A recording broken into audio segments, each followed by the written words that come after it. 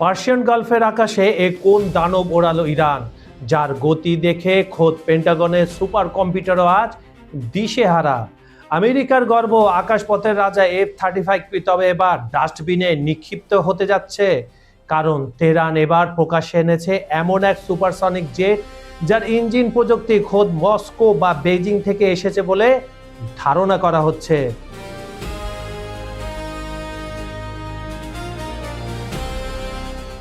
খেলা এখানেই শেষ নয়। ট্রাম্প হুঙ্কার দিয়েছেন ইরানের তেল কলিজা হিসাবে পরিচিত খার্গো দ্বীপ দখল করার। অন্যদিকে সৌদিতে মার্কিন আকাশে চোখ উপড়ে ফেলেছে ইরানি মিসাইল। কি ঘটছে পর্দার আড়ালে? মধ্যপ্রাচ্য কি তবে তৃতীয় বিশ্বযুদ্ধের দ্বার প্রান্তে পৌঁছেছে? খবর সংযোগের জিওপলিটিক্সের আজকের ভিডিওতে আমি আপনাদের সামনে ফাঁস করব সেই সব গোপন নথি যা শুনলে আপনিও আকাশ থেকে পড়বেন।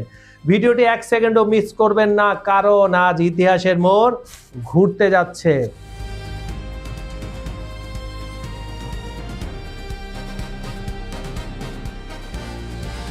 মধ্যপ্রাচ্যের উত্তপ্ত রণাঙ্গনে ইরান যেন এক জাদুকর, যার ঝুলিতে থাকা মারণাস্ত্রগুলো একে একে উন্মোচন করে পুরো বিশ্বকে রীতিমতো স্তম্ভিত করে দিচ্ছে।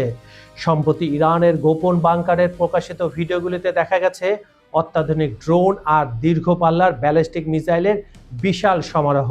পশ্চিমা বিশ্ব যখন এই মিসাইল ভান্ডার দেখে থমকে দাঁড়িয়েছে, ঠিক তখনই তেহরান আকাশে ওড়ালো তাদের নতুন তুরুপের তাস। এই রহস্যময় আকাশযানের পরীক্ষা দেখে পেন্টাগনের সমরবিদ থেকে শুরু করে ইসরায়েলের শীর্ষ সামরিক কর্মকর্তারাও আজ নড়েচড়ে বসতে বাধ্য হয়েছেন। F-35 এর একচ্ছত্ব আধিপত্যে এক বড় আঘাত। এতদিন মধ্যপ্রাচ্যের আকাশে আকাশহীন রাজত্ব ছিল কার? পঞ্চম প্রজন্মের যুদ্ধবিমান F-35 এর। আমেরিকা তাদের এই সুপার কম্পিউটার খ্যাত যুদ্ধবিমানটি ইসরায়েল ছাড়া এই অঞ্চলের আর কাউকে দেয়নি। এর বিশেষ জ্যামিতিক নকশা এবং রাডারকে ফাঁকি দেওয়ার ক্ষমতা ছিল পশ্চিমাদের প্রধান অহংকার। কিন্তু ইরান খুব ভালো করেই জানতো নিজেদের আকাশকে সুরক্ষিত রাখতে হলে এবং ইসরায়েলি শ্রেষ্ঠত্বকে চ্যালেঞ্জ করতে হলে তাদেরও সমমানের প্রযুক্তি বা তার চেয়েও শক্তিশালী অ্যান্টিডোট তৈরি করতে হবে। ঠিক সেই চিন্তারই বাস্তব প্রতিফলন দেখা গেল ইরানের এই পরীক্ষামূলক জেটে।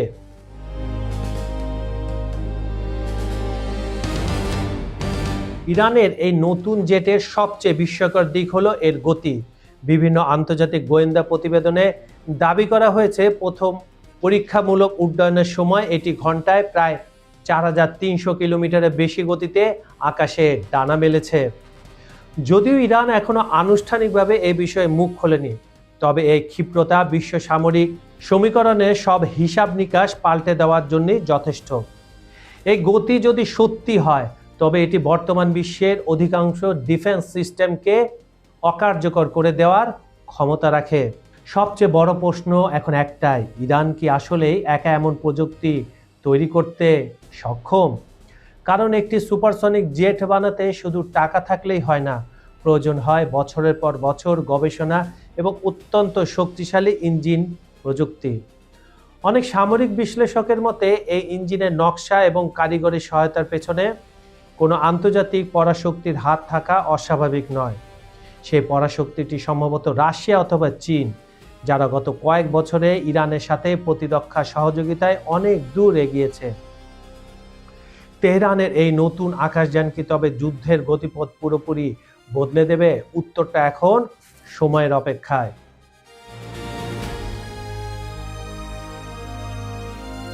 রবিবার মধ্যরাত থেকে শুরু করে সোমবার দুপুর পর্যন্ত ইসরায়েলের বুক কাঁপিয়ে দিয়েছে ইরানের একের পর এক ব্যালিস্টিক ক্ষেপণাস্ত্র আর ড্রোন। মোটামুটি 5 দফায় চালানো এই হামলায় জেরুজালেম, মধ্য ইসরায়েল থেকে শুরু করে লোহিত সাগরের উপকূলীয় এলাকা পর্যন্ত সাইরেনের শব্দে প্রকম্পিত হয়ে ওঠে। আইডিএফ দাবি করেছে অধিকাংশ ক্ষেপণাস্ত্র মাঝ আকাশে ধ্বংস করা হলেও উত্তর ইসরায়েলের উন্মুক্ত স্থানে আঘাত এনেছে বেশ কিছু ইরানি মিসাইল। কিন্তু আপনারা যদি সোশ্যাল মিডিয়া দেখে থাকেন তাহলে দেখবেন যে প্রায় সবগুলি এই যে ব্যালিস্টিক ক্ষেপণাস্ত্র একদম জায়গা মতো ইসরায়েলের আঘাত করেছে। আইডিএফ এটা নিজেদের ব্যর্থতা ঢাকতে গুজব ছড়াচ্ছে। এদিকে লেবানন সীমান্ত থেকেও রকেট বৃষ্টি এই আক্রমণকে আরো জটিল করে তুলেছে। এদিকে সৌদির প্রিন্স সুলতান বিমান ঘাঁটিতে ইরানের এক দুঃসাহসিক হামলায় ধুলোয় মিশে গেছে মার্কিন বিমান বাহিনীর অহংকার বোয়িং E-3 সেন্ট্রি। রাডার সমৃদ্ধ এই বিশেষ বিমানটি মাত্র 16টি ছিল যুক্তরাষ্ট্রের ভান্ডারে। কয়েকশো কিলোমিটার দূর থেকেও শত্রু শনাক্ত করার ক্ষমতা রাখায় এই আকাশের চোখ ধ্বংস হয় মধ্যপ্রাচ্যে মার্কিন সামরিক গোয়েন্দা নেটওয়ার্ক বড়সড় ধাক্কা খেল। হামলায় 12 জন মার্কিন সেনা আহত হওয়ার পাশাপাশি বেশ কয়েকটি রিফুয়েলিং বিমানও ধ্বংস হয়েছে, যার আর্থিক ও কৌশলগত ক্ষতি অপূরণীয়।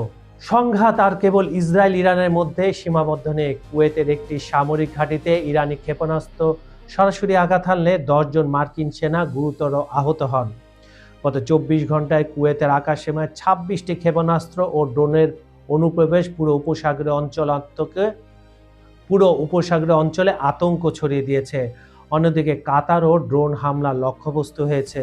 যদিও দেশটির প্রতিরক্ষা বাহিনী দাবি করেছে তারা সফলভাবে সবকটি ড্রোন প্রতিহত করতে সক্ষম হয়েছে, কিন্তু এই কথাটাও তারা মিথ্যা দাবি করেছে। আমরা যে ফুটেজ পেয়েছি, যে ফুটেজগুলো সামাজিক যোগাযোগ মাধ্যমে দেখছি, সেখানে কুয়েতের বিভিন্ন জায়গায় এই ড্রোনগুলো আঘাত এনেছে, বিশেষ করে স্টিল কারখানা এবং তেল শোধনাগারে।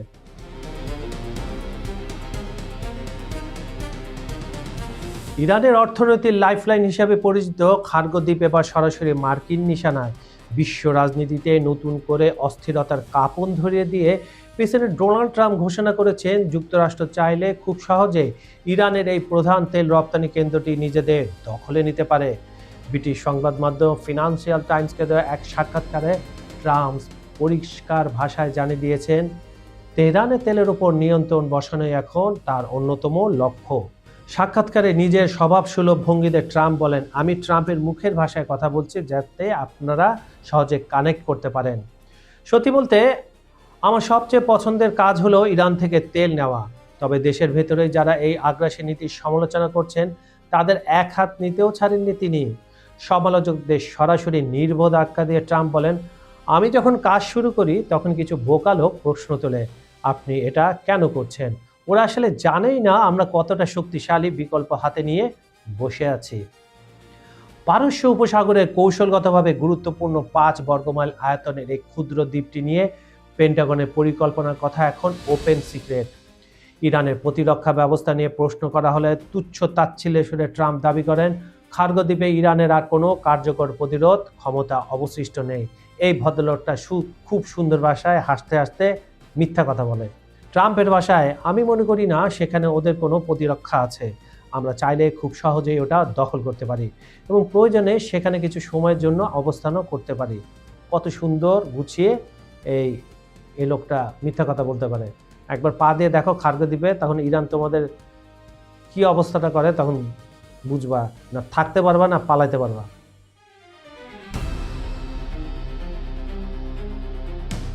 ইরান বিশ্বের তৃতীয় বৃহত্তম তেলের মজুতদার দেশ, যার ভান্ডারে রয়েছে প্রায় 208-6 বিলিয়ন ব্যারেল তেল। আর এই বিশাল সম্পদের 90% বহির্বিশ্বে চালান হয় একমাত্র খার্গো দ্বীপ দিয়ে। সামরিক বিশ্লেষকদের মতে খার্গো দ্বীপ দখল করা মানে ইরানের অর্থনৈতিক মেরুদণ্ড ভেঙে দেওয়া। ট্রাম্পের এই হুঙ্কার যদি বাস্তবে রূপ নেয় তবে বিশ্ববাজারে তেলের দাম ভয়াবহ বিস্ফোরণ ঘটার পাশাপাশি মধ্যপ্রাচ্যে সর্বাত্মক যুদ্ধের দামামা বেজে উঠতে পারে। পেন্টাগন অবশ্য বলছে তারা এখনই কোনো পূর্ণাঙ্গ যুদ্ধে জড়াতে চায় না। তারা আসলে ভয় পাচ্ছে। চাপাবাজিতে পেন্টাগন ট্রাম্প উস্তাদ। তারা বলছে তারা স্থল অভিযানের মতো বিকল্পগুলো তাদের টেবিলে সাজানো রয়েছে। এখন দেখার বিষয় ট্রাম্পের এই সহজ দখলের হুমকি কেবল কথার কথা নাকি পারস্য উপসাগরে বড় কোনো ঝড়ের পূর্বাভাস। বন্ধুরা, একদিকে ইরানের সেই রহস্যময় সুপারসনিক জেটের গর্জন, যা পেন্টাগনের আধুনিক রাডারকেও অন্ধ করে দিচ্ছে, আর অন্যদিকে ট্রাম্পের সেই ভয়ঙ্কর হুঁশিয়ারি ইরানের তেল কলিজা খার্গো দ্বীপ দখল করার ছক। ইতিহাস সাক্ষী আছে, যখনই কোনো পরাশক্তি অন্য দেশের অর্থনীতির মেরুদণ্ডে আঘাত করতে গেছে পৃথিবী দেখেছে ধ্বংসলীলা। প্রশ্নটা এখন আর যুদ্ধে হব কি হবে না তা নয়। প্রশ্নটা হলো আগামীকাল সকালে আমরা কি এক নতুন বিশ্বযুদ্ধের খবর নিয়ে ঘুম ভাঙব? ইরানের হাতে থাকা সেই তুরুপের তাস কি আসলে রাশিয়া বা চীনের তৈরি, নাকি তেহরান নিজেই এমন কিছু উদ্ভাবন করেছে যা ওয়াশিংটনের থিঙ্ক ট্যাঙ্কগুলোর কল্পনারও বাইরে? মধ্যপ্রাচ্যের এই দাবা খেলায় কি তবে কিস্তিমাত হতে চলেছে আমেরিকার? আপনার কি মনে হয় ট্রাম্প কি সত্যি পারবেন ইরানের তেলের দখল নিতে, নাকি পারস্য উপসাগরেই হবে আধুনিক সাম্রাজ্যবাদের সলিল সমাধি? আপনার মূল্যবান মতামত নিচের কমেন্ট বক্সে অবশ্যই জানান। আপনাদের প্রতিটি মন্তব্য আমাদের পরবর্তী বিশ্লেষণের রসদ যোগায়। দেশ বিদেশের এমন রোমাঞ্চকর সব ভূ রাজনৈতিক খবর সবার আগে পেতে খবর সংযোগ সাবস্ক্রাইব করে বেল আইকনটি চেপে রাখুন। আজ এই পর্যন্তই, দেখা হচ্ছে পরবর্তী ভিডিওতে নতুন কোনো বিস্ফোরক তথ্য নিয়ে। ততক্ষণ পর্যন্ত ভালো থাকুন, সতর্ক থাকুন। আমি কাজল হায়দার আজকের মতো বিদায় নিচ্ছি। আল্লাহ হাফেজ।